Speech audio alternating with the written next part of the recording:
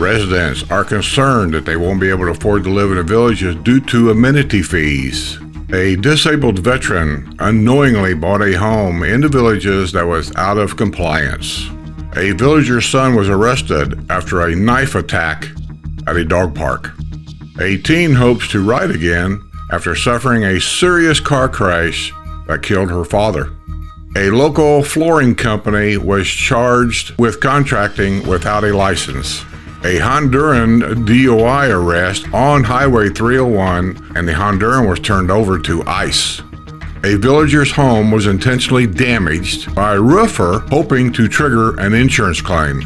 CDDs formalize a process for seeking FHA exemptions for homes in the villages. A villager is worried about the stinky dead fish near her home in the villages. Updates on a new Costco store coming up. How many holes in ones of golf did we get this week? Letters to the editor. This and more coming up.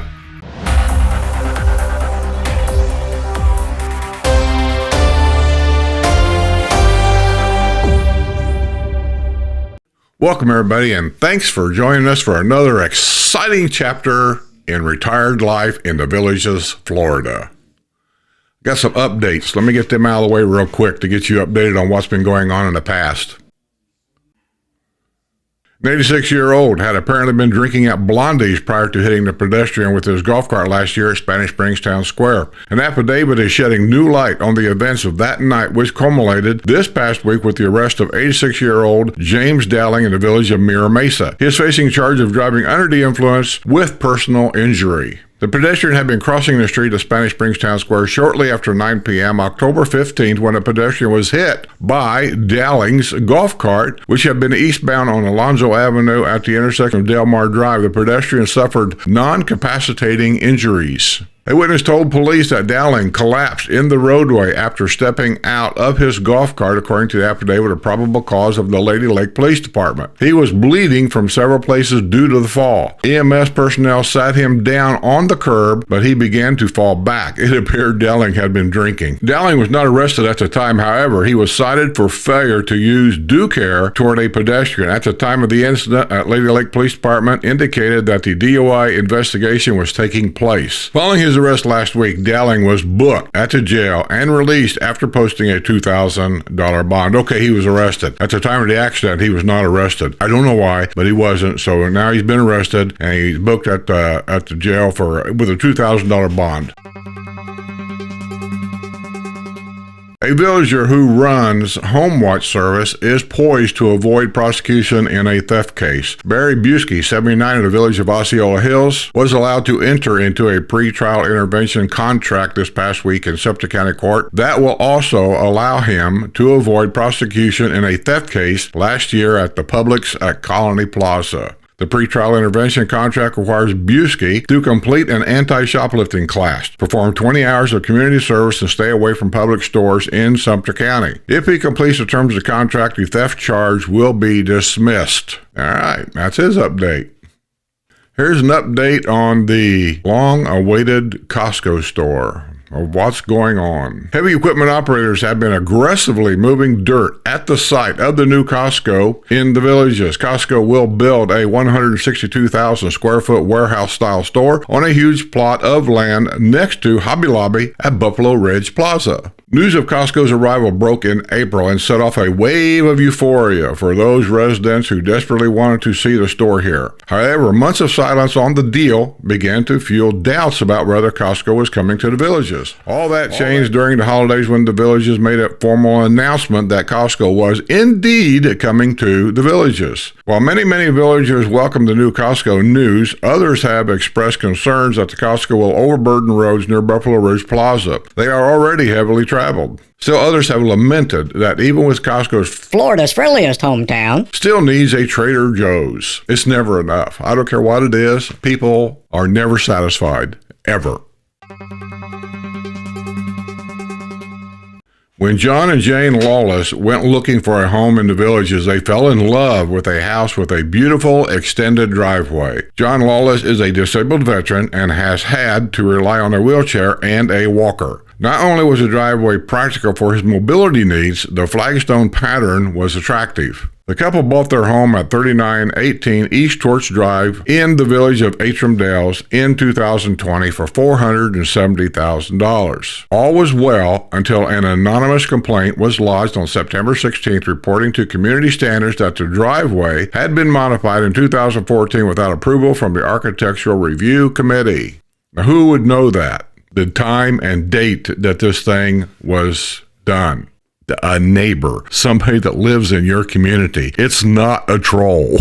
The couple was flabbergasted. They had no idea that they had purchased their dream home with a violation of a deed restrictions. You should have checked your deed restrictions before you bought. The couple was called to a public hearing this past week at Seabreeze Recreation Center before the Community Development District 10 Board of Supervisors. John Lawless is now fighting stage 3 cancer. He has been undergoing chemotherapy and radiation, and when he attended the board meeting, it was obvious that he was fighting a difficult battle. His wife went to the podium to make an appeal to the board. While board members were clearly sympathetic, they didn't have good news for the couple. "We don't make the rules, we enforce the rules," said Board Chairman John Miller, a former member of the ARC. The board agreed to impose a $50 daily fine if the driveway is not restored to its original design. The couple was granted 90 days to bring the home back into compliance. Now, that's more than normal, 90 days. Usually it's 10. 30 at the most. Another resident of Atram Dales at the same meeting complained about a troll problem in CDD 10. However, CDD 10 supervisor reiterated their support for the anonymous complaint process. I am for the anonymous complaint process. I had my reasons. I posted them 100 times. I'm not going to go over them again. A teen seriously injured in a car crash is fighting to recover and is hoping to return to her love of horse riding. Briley Law was seriously injured in a crash Friday that claimed the life of her father, 39-year-old Joel Harrison Law of Oxford. Briley was intubated and put on a ventilator at UF Health Shands Hospital in Gainesville, where she was taken for emergency treatment after the accident. She suffered a fractured pelvis, sacrum and left eye socket, as well as second-degree burns down the left side of her leg, and a compression fracture in her T11 vertebra, according to the social media post by her mother, who has tried to update family and friends about her daughter's condition. One of Briley's passions is riding horses, and she reportedly has been asking medical personnel if she'll be able to ride again. The Lake Saddle Club has an event at Windy Acres Farms in Fruitland Park and has decided to make the special tribute to the recovering teen. Carts and donations will be collected. Meanwhile, the Florida Highway Patrol is still searching for the dark-colored sport utility vehicle that caused a horrific crash, Joel Law's truck. He died at the local hospital from injuries suffered in the crash and subsequent fire. An Inverness man in another vehicle was also seriously injured. Anyone with the information regarding the vehicle which fled the scene is asked to call Florida Highway Patrol at star 347 or Crime Stoppers at star tips. And they fled the scene. That leads you to a couple of questions, doesn't it? Terrible. Fines are continuing to pile up at a home in a village which has been out of compliance since 2019. The home at 467 Oboe Way in the village of Amelia is owned by Helen Keller. The home was the subject of a public hearing in 2019. Since that time, fines have been accumulating and currently stands at $5,750. In addition, the Community Development District 6 Board of Supervisors is looking at a $1,873 in legal fees associated with the property. The original complaint was about overgrown grass and weeds. Richard and Helen Keeler purchased the home in 2013 for $176,000. Richard Keeler died in 2014, 1 year later. Helen Keeler is apparently living in Massachusetts. The district has been cutting the grass. I don't know about these kinds of things. I mean, I can understand that maybe the wife is in nursing care. Maybe she's got dementia. Maybe the people taking care of her, maybe there's no family members. Maybe nobody knows she even owns this house. An official in the village has said he recently had a heartbreaking conversation with a resident who is struggling to keep up with the cost of living in Florida's friendliest hometown. Community Development District 8 Board Chairman Larry McCurry shared the story of the Village of St. James resident who called him to discuss his plight. He told me, "I have been here a long time. I lost my wife. My fixed income has gone down. I want to stay here, but I can't stay here because of the cost." McCurry said at a recent board meeting, when the costs go up, it's hurting a lot of people. It's a story we seem to be hearing more and more. A resident took her concern about rising amenity rates earlier this month before the project-wide advisory committee. A Village of Linden resident said she was unaware that when she bought her home, the amenity fees would continue to climb. I'm not going to fall for that. Linden is a fairly new neighborhood, and if she watches any of the YouTube videos around here, at least the ones that are being real and not just feeding you a bunch of fairy tales, everybody knows amenity fees rises every year. Everybody knows they took the cap off amenity fees years ago. So if you don't know, then you need to pull your head out of the sand. McCurry quoted that late Dennis Hayes, who previously represented CDD 8 on PWAC. Dennis said, "Gentlemen, stand by. Your costs for project-wide are always going to rise," McMurray said. Most CDDs now see PWAC absorbing half of their maintenance budgets, which are funded through residents' assessments. Meanwhile, the assessments and amenity fees appear to be paying for more and more. That is true. He pointed specifically to the proposed $3.1 million waterfront project at Lake Sumter Landing and likely $1 million restoration of the shoreline at the cottages at Lake Sumter Landing. It's like they've got an open checkbook, McMurray said. However, his fellow supervisor, Dwayne Johnson, said the onus is on the homeowner to make ends. Making ends meet. We're all on a fixed income. All the costs are going up. People are going to have to budget a little more sharply, Johnson said. So what's your thoughts about that, the amenity fees? I mean, I can see both sides of the coin here. I can see on the business side, they can say, hey, look, costs go up every year. That's just the way it is, no matter what it is. You should know this. You should budget for this.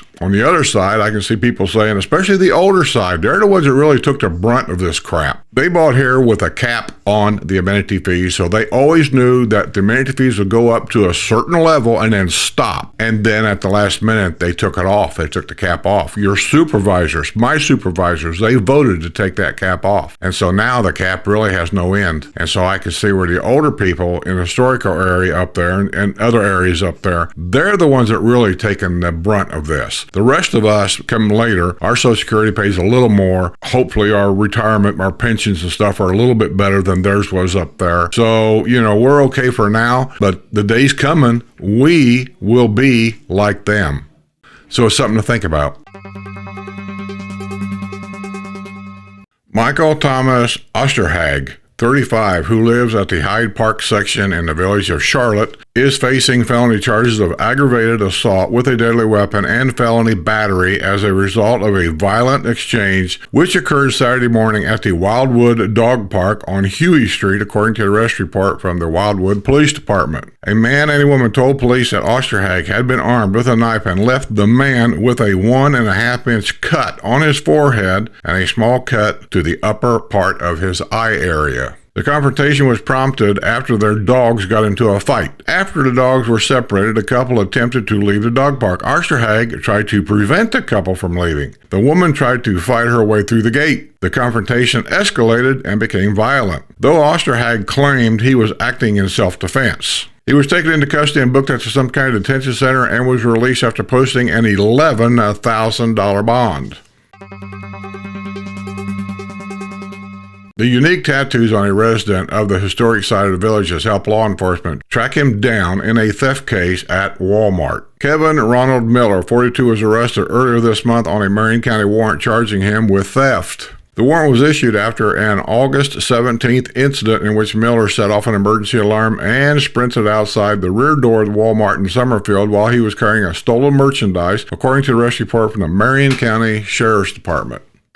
Video surveillance showed Miller walking around the store before he selected a box of solar security lights and a box containing computer speakers and running from the store. When a loss prevention agent reviewed the surveillance, he took note of Miller's tattoos on his neck and forearms and connected him to a previous theft case at the Walmart in Bushnell. The loss prevention officer checked Miller's previous Sumter County Detention Center booking mugshot and confirmed his identity. He turned the information over to Marion County Sheriff's Office, and a warrant was obtained for Miller's arrest. In October, Miller was arrested while police was investigating a theft at Rolling Acres Plaza in the Villages. And he's arrested again.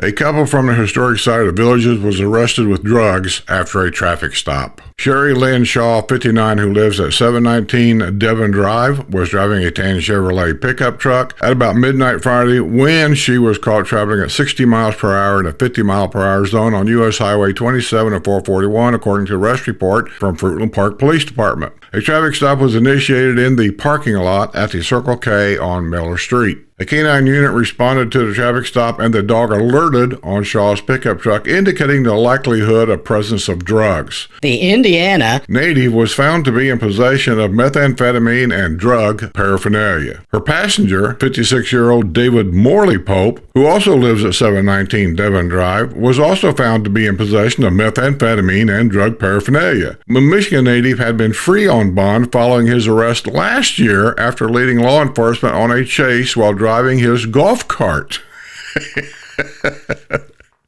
I remember that. Like he thinks the golf cart's going to outrun a car. Shaw and Pope was taken into custody and booked at the Lake County Jail. She was released after posting a $3,500 bond. Pope was being held without bond due to the violation of his bond in the previous arrest. What can I say? Drugs, drugs, and more drugs. U.S. Immigration and Customs Enforcement has slapped a hold on a Honduran drunk driving suspect arrested on 301. Elber Aiden Martinez Roches, name will be in the picture, 26 of Dade City, was driving a red Dodge pickup northbound on US 301 at about 3 a.m. Sunday, when he failed to maintain a lane, drifted onto oncoming lane of traffic and traveling onto the grass, according to a arrest report from the Florida Highway Patrol. A traffic stop was initiated in Bushnell. I reported before, you're going to start hearing more and more about Bushnell and other small little towns that maybe you're not familiar with because the Villages is starting to expand in those areas. It appeared that Martinez Roches, who presented a Florida driver's license, had been drinking. The native of Honduras participated in field sobriety exercises, but his poor performance led to the conclusion he had been driving impaired. He provided breath samples that registered .148 and .155 blood alcohol content. He was booked at the Sumter County Detention Center, where a hold was placed on his confinement by ICE. Times are a-changing. Here's one of those problems that we talk about insurance scammers here. I call them scammers. I don't know what else you would call them. A villager's home was intentionally damaged by a roofer, apparently hoping to trigger an insurance claim to generate business. A woman living in the village of Amelia this past August began checking with local roofing companies for an evaluation of her roof, according to the arrest report from the Sumter County Sheriff's Office. Eustis Roofing Company told her that her roof looked good and had approximately 10 years of life left. Skylight Roofing told her that her roof was older but didn't need to be replaced right away. Batterby Roofing, you see them a lot around here. They were here at my house and they gave me a so-called estimate. Batterby Roofing conducted an inspection and told her that her roof was older and would need to be replaced soon.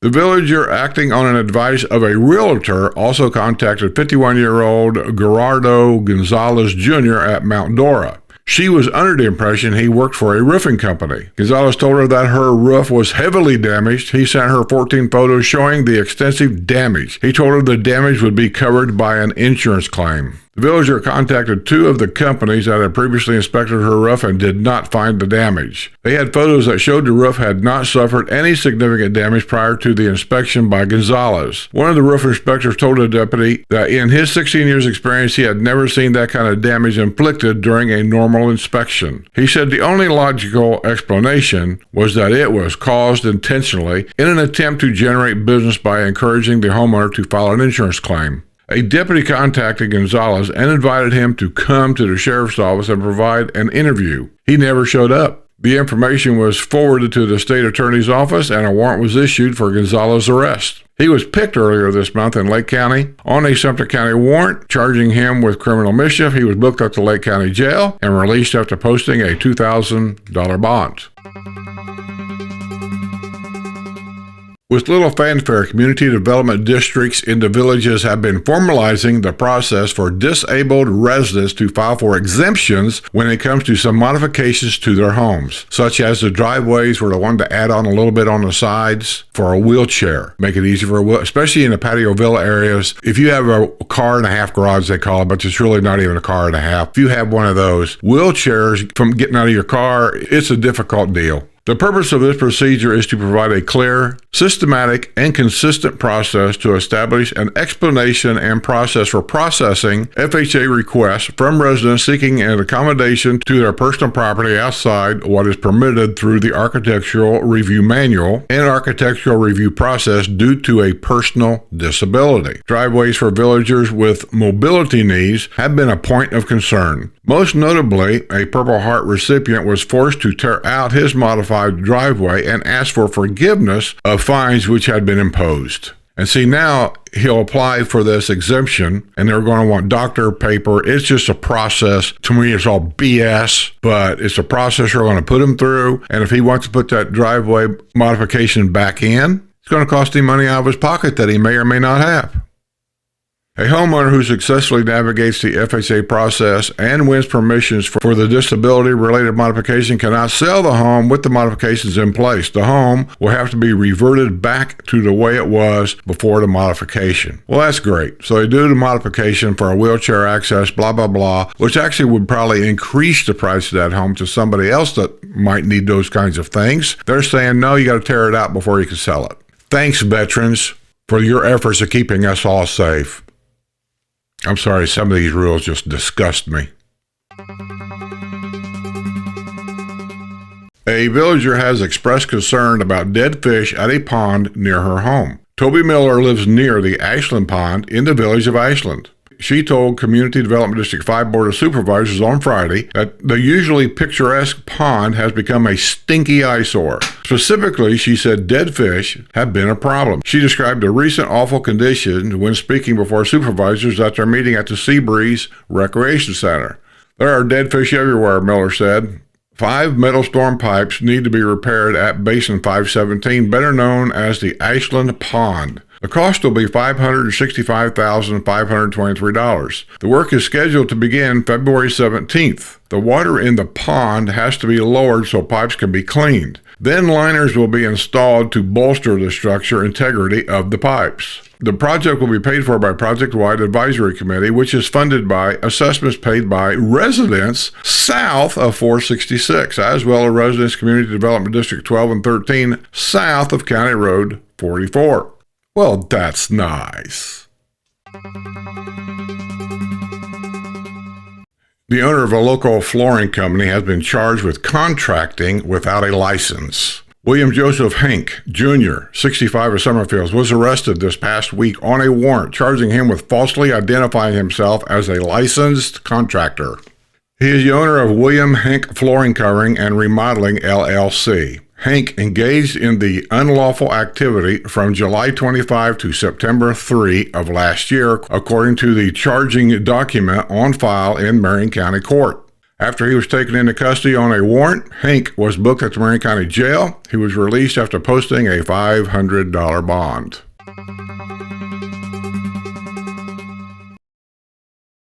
How many holes in ones of golf did we get this week? Looks like one. A villager got a hole-in-one with a ball given to him by his daughter.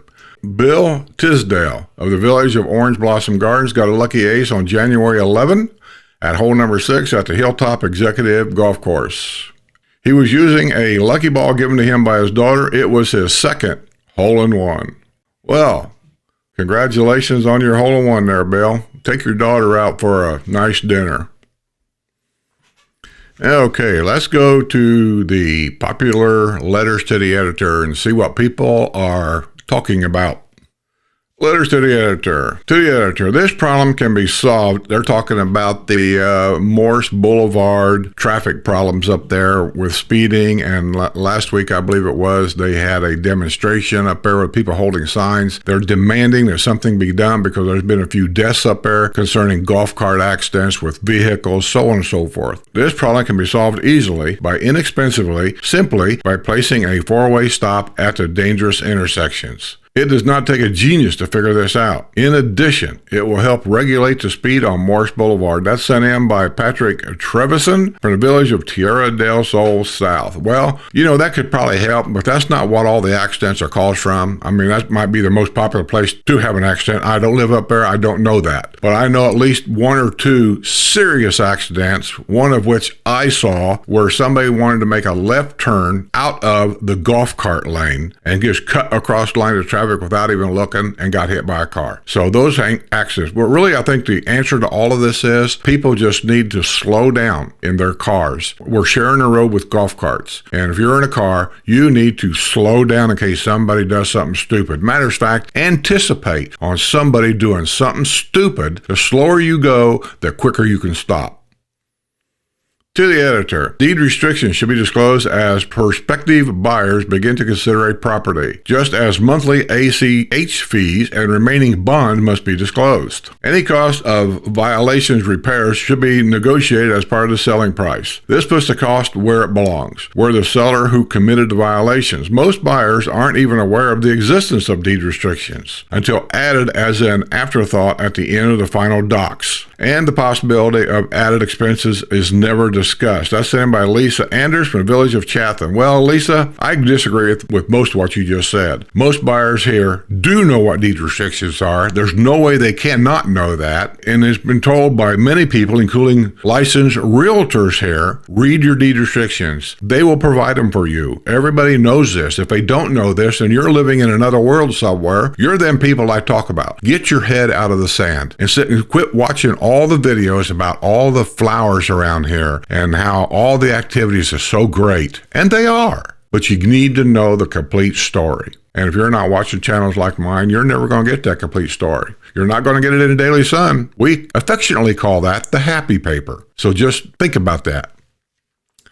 To the editor, please discontinue using the phrase sinkhole to announce repairs to a poorly selected material used by the water mitigation system. I know, everything's a sinkhole. Whomever is responsible for continuing the sham that there have been several neutral geological holes, depressions, when in most every case it's a result of material used for water mitigation rotting, and when used, sucking in surrounding sand, which is always deployed in the pond nearby before the hole arrives, letting the world know that there is another breach in the system caused by material failure. Let's be transparent instead of creating a scam. That's sent by Mike Sanger, the village of St. Charles. Mike, I've said this for the longest time. Half of these things that they talk about isn't a sinkhole at all. Sand being washed away for one reason. Water pipe broke, a drain pipe broke, and then a sinkhole. And the problem that I say, calling it a sinkhole, you get too many classified sinkholes. If they're putting this in legal documents in the county, insurance companies are going to come in if you live in that area and say, oh, last year they reported 14 sinkholes in that area. It's going to affect your insurance rates. That's why I wish they'd stop doing this. To the editor, please open a Trader Joe's in the villages. South of 44 would be perfect. Perfect for who? You? That's sent in by Jimmy Barrett from the village of McClure. Oh, yeah, we'll see. Yeah, it'd be perfect for him. That's what we need, another store. I don't have no problem with stores, but what's next? First it was an Aldi's. Well, we got it. Then it was Sam's. Got it. Then it was, JD or something, JB Wholesale. Got it. Then it's Costco, getting it. Now you want a Trader Joe's. Okay, we'll get that. Where does it end? That's what I want to know. Where does it end? I mean, food's food. Okay, I think that's going to be it for this week for the news. I appreciate each and every one of you for watching and subscribing to the channel. We do appreciate it.